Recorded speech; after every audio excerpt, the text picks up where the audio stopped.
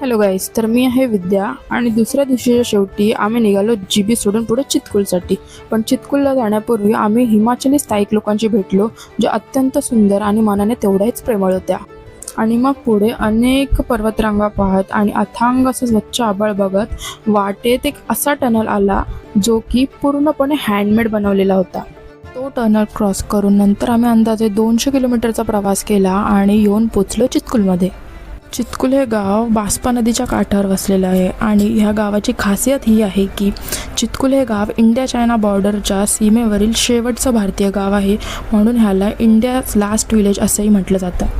तिथे जवळ एक चामुंडा देवीचं मंदिर आहे, ज्याला माथी मंदिर म्हणून ओळखलं जातं आणि जे आहे 500 ते 600 वर्ष जुनं. चितकुलपासूनच सुंदर बर्फाची चादर असलेले पर्वत दिसायला सुरुवात झाली आणि पहिल्यांदाच असा बर्फ पाहिल्यामुळे एक वेगळाच आनंद मला जाणवत होता. असा होता माझा डे 3 आणि इथून पुढे स्पिटी व्हॅलीचा प्रवास चालू होईल. Bye bye.